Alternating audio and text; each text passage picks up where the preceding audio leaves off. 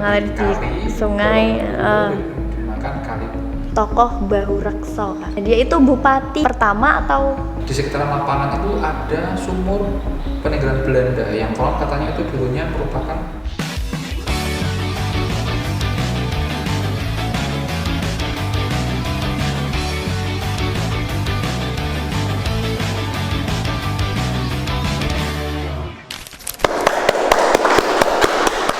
Oke, halo semuanya, selamat datang di podcast kita. Nah, di podcast kali ini aku akan menemani kalian menjadi host ya. Perkenalkan, nama aku Bintang. Nah, langsung aja di podcast episode 2 kali ini kita sudah kedatangan tamu yang istimewa banget nih. Oke, nggak usah banyak basa-basi, langsung aja kita sambut Mas Samsul.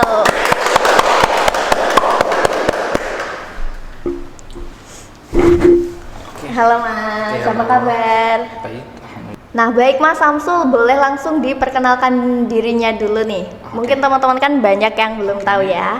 Oke, terima kasih sebelumnya waktunya. Perkenalkan, nama saya Samsul Ma'arif. Saya asli Sendang Kulon Kangkung. Kangkung. Sendang Kulon Kangkung. Tapi walaupun orang Kendal, seringnya di Semarang. Jadi memang ini beberapa bulan di Kendal. Jadi karena selesai studi. Oh jadi studi ya ya? Di mana itu Kak? di UIN Wali Songo Semarang. Oh iya, jurusan? Saya ambil di Ilmu Agama Islam, konsentrasi sejarah peradaban Islam. Nah pasti beberapa dari kalian nih banyak kan yang gak asing ya dengan media Kendal Tempo dulu ya, yang ada di Instagram ya Mas. Oh, iya. Nah saya pribadi tuh udah ngefollow akun Kendal Tempo dulu itu. Dulu saya lihat followernya masih sekitar 1.000 Mas, belum sampai 2.000 sih. Iya. Nah, menurut saya ya sebagai warga Kendal asli, itu konten-kontennya menarik banget sih. Terima kasih. Yang pertama bisa langsung mungkin diceritakan dulu Mas, globalnya akun media Kendal Tempo dulu itu menceritakan tentang apa sih? Oke, terima kasih. Jadi Kendal Tempo dulu ini salah satu media sosial di Instagram yang kami men-share atau memposting tentang apapun yang berkaitan dengan Kendal masa lalu, baik itu berkaitan dengan foto, dokumen, ataupun narasi-narasi. Sederhananya seperti itu. Berarti Mas ini bisa dapat informasi-informasi kayak peta, aku lihat ya di kontennya. Oh, iya. Peta dari zaman VOC, VOC. terus foto-foto zaman dulu itu dapat dari mana Mas? Jadi memang keuntungan sekarang dengan berkembangnya media komunikasi dan media online gitu ya. Jadi dokumen-dokumen yang saya dapatkan itu kebanyakan memang dari online ataupun digital ya. Dan itu diantaranya ada KITLV dari University Leiden, kemudian ada National Archive. Kalau di Indonesia itu seperti Perpusnas, Perpustakaan Nasionalnya Belanda. Kemudian kalau untuk surat kabar, kemudian dokumen-dokumen laporan dan sebagainya itu ada dari Delper. Dan masih banyak lagi sebenarnya. Banyak. Cuman itu 3 yang paling banyak kayaknya saya ambil dari sana. Berarti di web mereka itu Iya, ya iya. namanya? Jadi sebenarnya online karena Online. udah didigitalisasi dan memang harus telaten dan butuh kesabaran. Jadi untuk mendapatkan kadang untuk foto-foto yang bagus dan sebagainya itu memang butuh kesabaran dan ketelatenan. Kita udah nyiapin nih Mas, dari tim kita udah nyiapin beberapa pertanyaan ya yang Oke. mungkin bakal kita tanyakan tentang media Kendal Tempo dulu. Oke. Untuk akunnya itu dibuat pada tahun berapa Mas kalau boleh tahu? Kalau tidak salah itu saya pernah ngecek postingan pertama itu sekitar Juni 2020. Itu Mas Samsul sendiri yang Sendiri. ngelola? Sampai sekarang yang mengolah saya sendiri. Berarti belum ada timnya ya? Belum ada tim. Tapi ketika ada event atau apapun kami kolaborasi. Karena memang sebenarnya media online yang berkaitan dengan budaya, sejarah dan sebagainya itu kan di Kendal ada beberapa ya. Jadi ketika ada kegiatan atau event kami lebih ke kolaborasi gitu. Oke, baik. Nah, sebelum bahas konten-konten yang ada di Oke. media Kendal Tempo dulu itu, kalau untuk sejarah nama Kendalnya sendiri Mas, itu kira-kira Mas Samsul tahu nggak sih? Kita kan sebagai warga Kendal itu kayak penting gitu ya tahu ya, dan belum banyak orang yang tahu dan mau cari tahu. Kendal. Maksudnya ini berarti secara umum kendal, Iya, secara umum aja. bukan fokus ke ini. Sebenarnya ini ya, ada beberapa sumber yang mengatakan terkait asal muasal nama Kendal gitu ya. Tapi yang paling familiar itu Kendal berasal dari nama satu pohon. Oh, pohon. Iya. Tapi saya kurang mengulik lebih jauh terkait ini pohon asalnya di mana, kemudian seperti apa. Nah, tapi memang beberapa sumber menyebut yang paling sering dikutip itu Kendal itu diambil dari nama pohon. Ya, yang tumbuh di Kendal, cuman tempatnya di mana dan sebagainya. Saya belum terlalu jauh. Pohonnya seperti apa juga belum tahu ya. Tapi yang pasti yang paling familiar berasal dari nama pohon dan pohonnya nama Kendal. Untuk nama ilmiahnya apa mungkin teman-teman nanti bisa cek di Google. Oke. Seperti itu. Apa sih yang pertama kali bikin Mas Samsul itu pengen kayak mengulik sejarah-sejarah yang ada di Kendal, arsip-arsip gitu, terus di up di media Kendal Tempo dulu itu? Oke, terima kasih. Sebenarnya ini memang dari saya kecil itu saya punya ketertarikan dengan hal-hal yang berbau sejarah. Jadi ketika masih SD itu ketika saya bertemu dengan orang-orang sepuh itu saya pasti tanya, Mbahnya dulu menangi atau mengalami zaman Jepang atau zaman Belanda tidak? Nah itu biasanya orang-orang yang usia 80 atau di atas 90 itu dulu saya waktu kecil masih SD itu sangat suka bertanya hal demikian, dan rata-rata mereka itu yang pernah mengalami zaman Belanda itu antusias. Jadi antusias ketika menceritakan zaman-zaman yang pernah beliau alami ketika masa Belanda, masa Jepang atau bahkan masa setelahnya. Itu mereka selalu antusias. Itu mungkin salah satu faktor yang menanamkan dalam diri saya untuk suka sejarah ya. Kemudian ketika udah masuk di masa kuliah, udah tahu internet dan sebagainya, itu saya juga suka mengulik hal-hal yang berbau sejarah di internet. Memang pada waktu itu paling sering itu kan foto ya, karena foto itu kan visual gitu kan, kita bisa lihat langsung.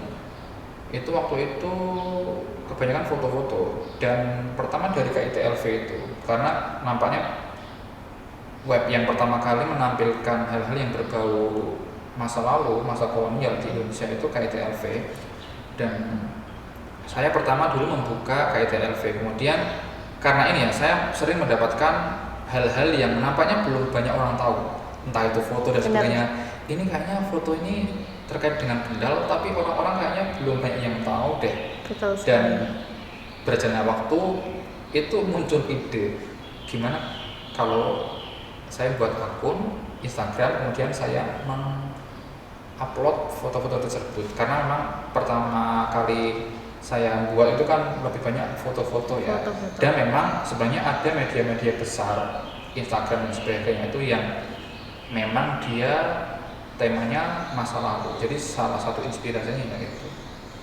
Tapi ya buat yang Kendal aku belum pernah lihat sih akun selain Kendal Tempo dulu yang sedetail itu, bisa dapat kayak video kereta lokomotif dan lainnya.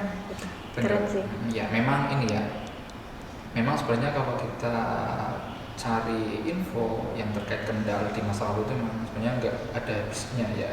Dan memang yang umumnya di-upload itu maksudnya memang yang belum di-upload itu sebenarnya lebih banyak gitu. Iya, benar sih. Memang butuh usaha ekstra untuk butuh usaha ekstra untuk mencari info-info terkait itu.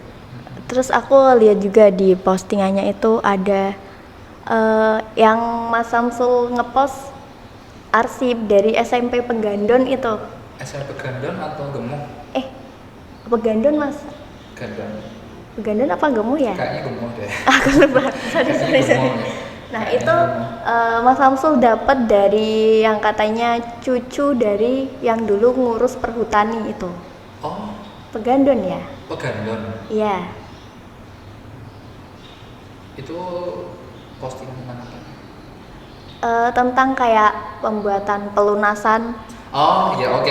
Ya, buku kwitansi. Oh iya benar. Buku kwitansi. Oh iya benar, itu kalau itu SMP Pegandon. Itu kok bisa kenal gitu Mas? Kok bisa tahu oh ini cucunya orang yang dulu bangun gitu? Aku penasaran sih. Sebenarnya gini, mungkin itu juga termasuk ini ya.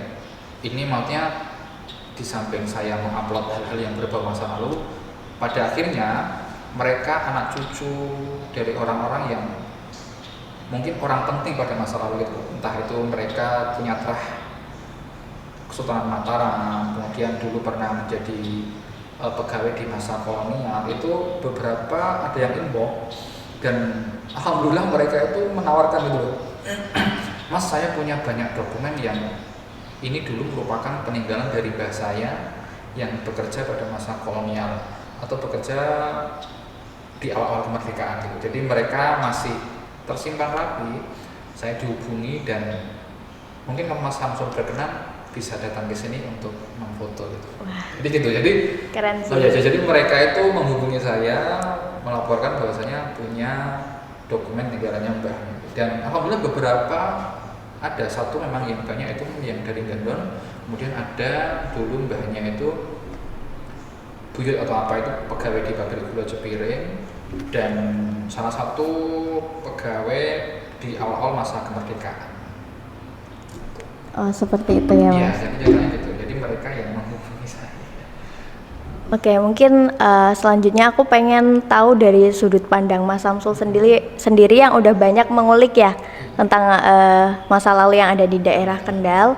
Nah, fakta-fakta atau info-info yang menurut Mas Samsul tuh itu menarik banget, yang berkesan gitu. Itu tentang apa sih, Mas? Sebenarnya banyak ya. Di antaranya mungkin pembagian wilayah. Pembagian wilayah. Di antaranya mungkin dulu orang belum banyak yang tahu bahwasanya Kecamatan Mijen dan Kecamatan Tugu Oh, itu di masuk Semarang, yang sekarang Kendal itu ya? Semarang itu dulunya ternyata ikut Kendal. Iya. Ya sekarang Mijen dengan PSB-nya yang sedemikian megah ternyata dulu ikut Kendal. Kemudian Weleri ke barat itu ternyata pada masa VOC dia bukan ikut Kendal tapi ikut ikut Kabupaten Batang. Ikut Batang. Ya, kemudian Pagruyung ke selatan. Itu Pagruyung. ternyata Pagruyung ke selatan berarti daerah atas. Itu ternyata ketika masa VOC sekitar tahun 1700-an dia masih ikut daerah Mataram. Jadi Mataram. Jadi banyak hal-hal belum foto-foto yang jarang orang ketahui dan sebagainya. Ya di antaranya itu pembagian wilayah dan sebagainya. Bentar, berarti kalau misal itu daerah Batang, daerah Kendal, kalau daerah Mataram itu mereka masih berupa kerajaan atau? Sebenarnya Mataram itu berarti dia masih ikut Keraton Jogja Oh, dan Solo. Maksudnya sebenarnya kan gini ya. Sebenarnya kan Jawa itu dulu dibagi beberapa kekuasaan ya. Ada Cirebon, ada Banten, kemudian yang paling besar ya Mataram itu dia. Dan Kendal sebelum dikuasai oleh Belanda ataupun VOC itu kan dulu kan dia ikut Mataram ya. Oh, Ke Mataram. Jadi karena berbagai faktor kayaknya dulu itu Kendal itu direbut sama VOC, itu salah satu syarat untuk VOC membantu Mataram untuk menumpas pemberontakan Trunojoyo. Jadi ada semacam perjanjian ketika nanti Trunojoyo pemberontakannya bisa ditumpas, maka pesisir utara itu diminta oleh VOC. Nah diantaranya itu Kendal. Tapi Kendal ternyata pada waktu itu Kendal yang bagian pesisir ya. Dari pesisir ini dari Kaliwungu sampai ke Weleri itu dulu ya prosesnya direbut sama VOC seperti itu. Tapi untuk yang selatan, Pagruyung ke selatan ternyata pada waktu itu masih ikut Mataram. Oh begitu.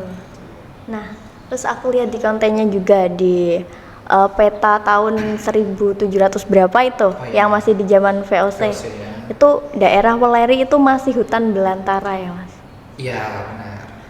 Weleri sebenarnya Weleri pada waktu itu sudah ada beberapa desa ya, seperti Naruban, kemudian Weleri sendiri, kemudian Sambung Sari juga. Tapi memang beberapa daerah itu masih berupa hutan belantara. Dan nampaknya Weleri pada waktu itu merupakan ini ya salah satu sentra penghasil padi. Jika dilihat dari peta itu Weleri kemudian beberapa kecamatan kampung itu dia sentra penghasil padi. Penghasil padi. VOC. Dan itu. Oke. Nah, kayak kereta lokomotif. Nah, itu aku kan lihat di postingan ada yang kayak mengangkut hasil tebu yang oke, di oke, pabrik-pabrik. Nah, pabrik-pabrik pada zaman itu yang bangunannya masih ada sekarang itu yang aku tahu Cepiring ya. Cepiring aja. Cepiring itu pabrik tebu. Terus mana lagi tuh Kak? Aku lupa. Kalau pabrik gula itu sebenarnya di Kendal ada 4 ya. Oh, 4. Sebenarnya ini juga fakta yang sebenarnya baru-baru banyak orang ketahui. Betul. Satu itu dulu yang ada itu di Pugu. Pugu. Pugu itu malah Pugu ada. ada. Pugu malah ada. Baru tahu aku. Iya, Pugu itu malah ada. Cuman sayangnya Pugu itu sampai sekarang bukti fisiknya entah bekas apa itu nggak ada. Tapi kemarin saya pernah di inbox sama orang Pugu itu katanya di sekitaran lapangan itu ada sumur peninggalan Belanda yang konon katanya itu dulunya merupakan sumur di pabrik gula. Tapi saya belum sempat ngecek ya. Itu satu Pugu, kemudian yang kedua di Gemuk. Gemuk itu berarti di sekitaran SMP itu dulu pabrik gula. Oh, jadi bangunan SMP itu SMP bangunan itu pabrik gula. Oh ya, dia arsitekturnya emang ya, ini banget sih. sampai sekarang kan bangunannya masih utuh. Kemudian satu desa di depannya itu juga dulu pabrik gula. Itu kemudian yang ketiga pabrik gula Kaliwungu. Kaliwungu sebelah mana tuh? Sekarang orang-orang menyebutnya bekas bioskop Kaliwungu. Bekas Berarti itu bioskop. lapangan Brimob. Nah itu sekitaran lapangan Brimob itu dulu pabrik gula. Oh. Jadi lapangan Brimob itu dulunya merupakan apa ya, kayak depo gitu loh. Jadi tempat parkir lokomotif pengangkut tebu sebelum dia masuk ke penggilingan. Jadi dari ladang dia masuk ke lapangan dulu dia kan. Nah lapangannya itu di lapangan yang sekarang itu sebelum nanti masuk ke pabrik gula. Dan bangunan utamanya yang sebelah utaranya lapangan persis itu dulu yang di seberangnya itu. Iya, Oke. Itu ada bangunan besar itu dulu pabrik gula. Berarti itu udah 4 ya? Udah 4. Oke. Satu Cepiring ya. Iya, Cepiring. Oh iya, Cepiring masih beroperasi ya itu Kak ya? Alhamdulillah sampai sekarang dia masih beroperasi dan termasuk yang paling lengkap ya. Dan termasuk beruntung karena pabrik yang lain itu dia hancur pada masa perang kemerdekaan. Jadi memang pada waktu itu hal-hal yang berbau Belanda itu ya dihancurkan. Ya. Dan beruntungnya pabrik gula Cepiring itu masih selamat. Yang lain seperti Kaliwungu dan Gemuk itu dia hancur pada masa perang kemerdekaan. Nah untuk yang Gemuk itu dia ketika saya cek peta tahun 1908 itu dia di peta masih ada, cuman keterangannya udah tidak beroperasi. Oh, tidak beroperasi. Ya, makanya bangunannya masih ada, cuman keterangannya udah ada keterangan tidak beroperasi gitu. Untuk yang Buku, yang dua lain itu karena perang, yang Buku memang dari lama kayaknya memang tanahnya mungkin tidak mendukung dan sebagainya, akhirnya ditutup. Itu keren sih. Saya kan juga tinggalnya di daerah Gemuh ya Kak. Itu tiap lewat Gemuh kok ada bangunan rumah-rumah yang cakep-cakep gitu. Dan rumah-rumah itu dulu ya rumah pegawai ya, tapi pegawai yang ahli profesional gitu ya, profesional gitu, yang rumah yang sekarang masih ada gitu. Baru dengar kali ini sejarahnya ternyata gitu ya. Keren sih. Nah kalau untuk lokomotif sendiri Kak, kayak kereta itu ada pada masa VOC ya Kak? VOC. Kereta? Iya. Kereta yang itu yang ada di video yang dia ngangkutin tebu itu ya? Tebu. Kalau tebu sebenarnya dia udah ke ini ya, udah masa Hindia Belanda. Oh Hindia Belanda. Kayaknya pada masa VOC kereta sepengetahuan saya belum. Jadi kereta itu sekitar 1870-an kayaknya. Itu baru ada kereta. Nah untuk yang pabrik gula itu sebenarnya kalau yang di video yang kereta agak lengkap itu dia udah agak belakang ya. Itu sekitar tahun 1990-an kayaknya. Oh udah 1900. Berarti udah agak masa modern gitu. Oke. Ya benar sih, di situ kan juga gambarnya kayak udah berwarna. Udah berwarna. Dia udah banyak aktivitas. Iya, ada orang naik motor. Sepeda gitu. Oke, selanjutnya Mas Samsul ini di UIN apa tadi jurusannya? Sejarah? Sebenarnya prodinya ilmu agama Islam. Oh, ilmu agama Islam. Konsentrasinya Sejarah peradaban Islam. Nah, kalau di Kendal ini ada nggak sih Mas kayak tokoh-tokoh Islam yang berperan lah atau waktu zaman Oh dulu? iya. Sebenarnya kalau di teman-teman komunitas itu tokoh Islam yang paling banyak dibicarakan itu Mbah Ahmad Rifai. Mbah Ahmad Rifai. Jadi beliau itu pada masa kolonial itu termasuk salah satu tokoh Islam yang melawan Belanda, dan beliau itu melawannya dengan tulisan. Jadi beliau membuat karya kitab-kitab gitu ya. Jadi beliau itu kitabnya lebih ke bahasa Jawa dan menggunakan aksara pegon. Mungkin teman-teman yang pesantren tahu arah pegon gitu ya. Jadi ya bahasa Jawa tapi menggunakan aksara Arab.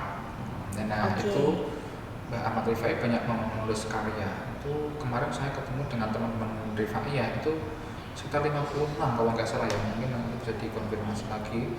Itu banyak karya-karya beliau itu yang mengkritik dan menantang Belanda, dan beliau merupakan salah satu pahlawan nasional.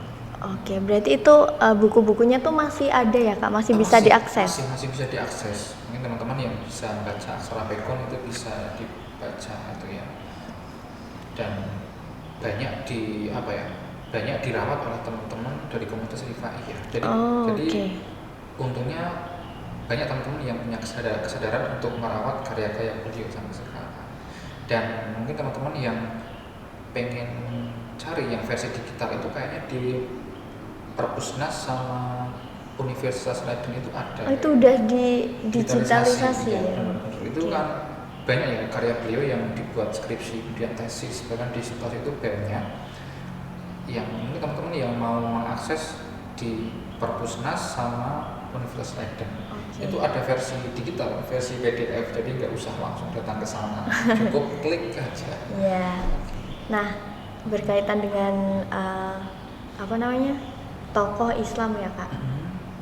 Kalau tokoh Islam yang kayak jadi politik apa ya? Jadi politisi ya. Itu ada nggak kira-kira? Atau mungkin tokoh politisi lain yang masih berkuasa pada saat itu, kayak ada dokumentasinya atau kayaknya yang terkait dengan itu sampai sekarang belum ya. ada ya? Mungkin ada, cuman saya belum sampai ke ranah itu. Oke. Nah, karena terkait mungkin keterbatasan akses atau apapun. Ya agak susah ya nyarinya ya. Teman-teman nanti yang punya bisa. Betul. Nah, terkait dengan yang aku lihat juga di postingan itu tentang tokoh Bahu Rekso Kak. Bahu Rekso atau siapa ya? Iya. Oh iya benar ya? Iya, saya pernah posting terkait Bahu Rekso. Nah dia itu bupati ya Kak, bupati yang ada di Kendal. Itu pertama atau? Iya, jadi sumber-sumber, baik sumber yang berasal dari Belanda ataupun sumber dari manuskrip bahasa Jawa, itu memang Bahu Rekso itu beliau ini ya, para ilmuwan itu udah sepakat ya, jadi ilmuwan itu udah kesepakat, para ahli itu memang Tumenggung Bahu Rekso itu bupati pertama Kendal. Bupati pertama Kendal. Dan beliau itu mungkin sekarang kalau di negara di TNI itu dia kayak panglima itu. Jadi orang tertinggi dalam angkatan militer Mataram. Beliau yang memimpin penyerangan pasukan Mataram yang pada waktu itu Sultan Agung. Jadi beliau yang memimpin penyerangan ke Batavia, tepatnya ke VOC itu Tumenggung Bahu Rekso, dan beliau memang bupati pertama Kendal. Nah, untuk terkait tadi kan kita bahas Bahu Rekso ya Kak. Nah, aku pernah dengar juga katanya daerah Kemangi, di daerah Pantai Kemangi, Kangkung ya berarti. Nah itu dulu pernah ada suatu peristiwa dan yang ngebuat Kemangi, image-nya Kemangi itu sekarang jadi mistis gitu Kak. Oke, memang ya Kemangi memang dari dulu itu memang terkenal mistis ya. Betul sekali. Orang dari luar itu ketika mendengar Kemangi juga mistis. Kenapa seperti itu? Ini memang beberapa sumber mengatakan kenapa Kemangi mistis. Kemudian orang dari luar, kemudian ketika ke Kemangi kesasar dan sebagainya nggak pulang Itu banyak cerita sih. benar. Dan itu konon katanya dulu ketika pasukan Mataram yang dipimpin oleh Tumenggung Bawrekso sebelum melakukan penyerangan itu mereka para pembesar militer lebih-lebih itu melakukan rapat di daerah Kemangi yang pada waktu itu masih berupa hutan belantara. Dan salah satu tokoh itu namanya Ki Ageng Kemangi atau siapa ya, jelasnya saya kurang ini, tapi yang pasti itu namanya kalau nggak salah Ki Ageng Kemangi. Itu beliau punya kayak ya ilmu gitu lah, buat ilmu. Jadi beliau itu menutup hutan Kemangi agar mata-mata musuh itu tidak tahu gitu loh. Berarti menutup secara gaib gitu Ya, secara gaib. Oke. Secara gaib, jadi biar terkait strategi kemudian kapan penyerangan itu hal-hal yang terkait dengan penyerangan tidak bocor. Jadi melakukan rapat di Kemangi dan sayangnya itu lupa dibuka atau seperti apa perlu dikaji ya, yang pasti seperti itu. Tapi yang pernah saya dengar itu mirip-mirip lupa dibuka gitu loh. Jadi akhirnya sampai sekarang ketika orang-orang dari luar ke Kemangi itu banyak yang kesasar. Oh berarti dia kan nutup nih awalnya, terus lupa dibuka jadi Lupa dibuka. orang-orang nggak bisa lihat Nggak bisa gitu. lihat. Oh gitu. Nah, Oke, menarik. Sebenarnya ini ya, kalau kita kesana itu kan sebenarnya kan ya kuburan biasa. Sekarang kuburan biasa gitu. Oke, baik. Nah, terkait nama desa-desa itu kan tadi Desa Kemangi, karena dulu ada namanya Ki Ageng Kemangi. Nah, untuk desa-desa yang ada di Kendal nih, yang kakak tahu, itu gimana sih? Kan ada kalau di peta itu Kalibunggu, nah sekarang jadi Kalibungo gitu. Mungkin bisa dibahas. Kalau sebenarnya untuk nama-nama desa itu juga ini ya perlu melakukan pengkajian yang lebih jauh ya. Tapi memang ini kayaknya memang orang-orang dulu itu menamai desa itu terkadang juga dia tidak jauh dengan keadaan alam di sekitarnya gitu. Dan salah satu contoh itu kan di beberapa daerah Kecamatan Kangkung bagian barat, kemudian di Rawasari itu kan namanya kan Sendang ya. Ada Sendang Kulon, kemudian ada Sendang Dawo, Sendang Dawuan, Sendang Kacangan, Sendang Si Kucing. Itu ternyata dulu itu daerah sana banyak rawa-rawa. Jadi rawa-rawa itu ya mungkin sekarang mirip seperti danau gitu loh. Nah itu di peta-peta VOC kita masih banyak menemui rawa-rawa yang sangat besar pada waktu itu. Jadi itu kan identik dengan air ya. Nampaknya penamaan desa-desa di sana itu ya terkait dengan rawa dengan sendang tadi, dengan yang terkait dengan air. Dan salah satu memang terkadang terkait dengan alam sekitar ya. Di antaranya juga Kalibungu itu juga konon katanya dia kali dan ungu. Ungu itu konon katanya dulu pertarungan yang dilakukan oleh Pakuwojo dan siapa gitu ya, mitosnya itu kan ceritanya. Itu kan ungu itu kayak darah yang bercampur di kali. Jadi kalinya malah jadi ungu gitu loh. Makanya Kalibungu. Iya, Kalibungu itu dari dulu pertarungan antara Pakuwojo sama siapa yang satu ya. Itu dulu. Jadi karena darahnya mengalir di kali, sungai, dinamakan Kalibungu. Oke, kayak menarik. Terus berarti dulu di sini tuh banyak kayak rawa-rawa gitu ya Kak. Sekarang ada nggak sih yang masih? Nggak ada ya? Iya benar. Kalau zaman VOC sekitar tahun 1700 kita masih banyak melihat rawa-rawa di peta-peta. Tapi ketika masa Hindia Belanda mungkin tahun 1900-an itu rawa-rawa udah jarang. Mungkin ada tapi 1-2 aja, nggak sebanyak masa VOC. Dan itu karena faktor ini ya, mungkin ya pindah lahan gitu ya, untuk pertanian dan sebagainya. Akhirnya dengan banyak pembangunan dan sebagainya, akhirnya rawa-rawa itu entah hilang atau dihilangkan, saya kurang paham. Yang pasti ketika udah masuk ke masa Hindia Belanda, jadi 1800 akhir sampai 1900-an itu rawa-rawa udah sangat zaman. Bener sih. Kemudian untuk terkait sumber-sumber tadi yang Mas Samsul sebutkan, itu ada KITLV, kemudian apa namanya? Oh iya, Delver sama National Archive ya. Nah itu milik siapa sih Kak? 3 sumber-sumber itu tuh sebenarnya? Sumber-sumber itu Belanda semua ya. Punya Belanda semua. Memang sumber-sumber itu kebanyakan memang hampir semuanya ya dari Belanda. Oke. Jadi kayaknya dulu ini ya, maksudnya buyutnya atau mbahnya yang dulu pernah bekerja di Kendal, entah di pabrik gula, kemudian perkebunan karet, perkebunan jati, ataupun di pemerintahan, itu mereka ketika pulang ke Belanda, jadi kayak foto-foto kemudian dokumen-dokumen itu diwariskan gitu ya ke entah cucu atau apa gitu, itu kayak dihibahkan atau diberikan ke Perpustakaan Nasionalnya Belanda. Kemudian salah satu yang paling besar itu Universitas Leiden. Jadi Universitas Leiden itu termasuk dia kan lembaga pendidikan universitas yang paling banyak menyimpan sumber-sumber di Kendal ketika masa Hindia Belanda itu. Kemudian yang Delper itu dia lebih ke surat kabar, kemudian kayak buku-buku laporan dan sebagainya itu di Delper. Jadi mungkin teman-teman yang pengen tahu ada kejadian apa di Kendal itu bisa cari di surat kabar atau koran di Delper.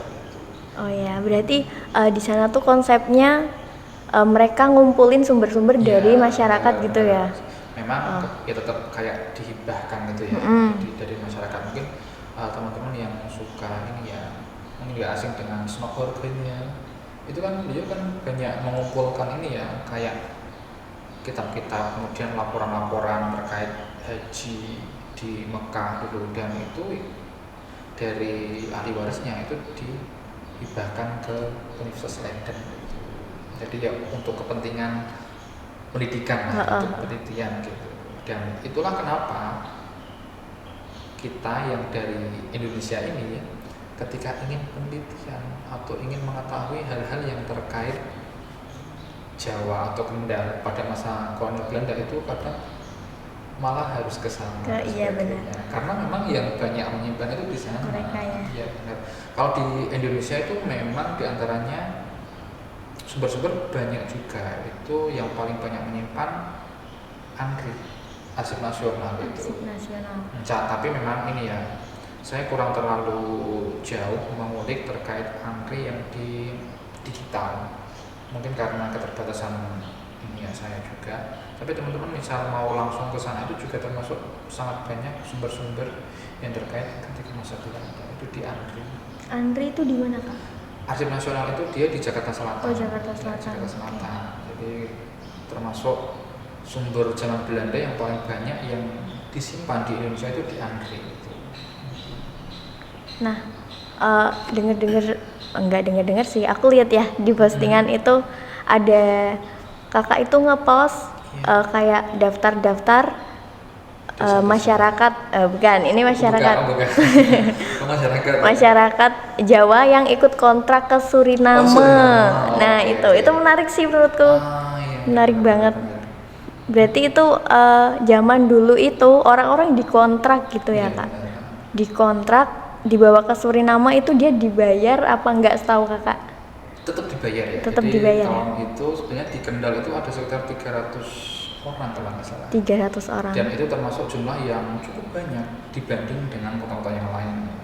300 sekian itu termasuk banyak. Jadi memang mereka tenaga kontrak. Jadi ya kayak kerja mendaftar gitu ya. Nah, siapa ya? Mungkin pada waktu itu Belanda kayak membuka lowongan siapa yang mau bekerja di Suriname, bayarnya sekian. Dan memang pengangkutan massal itu pada waktu itu kontraknya selama 5 tahun. 5 tahun. 5 tahun, ada yang diperpanjang, kemudian ada yang nggak diperpanjang. Tapi nampaknya para pekerja kontrak di Suriname itu rata-rata mereka tidak pulang ke Jawa. Nah, seperti yang kita tahu sekarang ya, itu di Suriname itu orang-orang masih banyak yang menggunakan bahasa Jawa.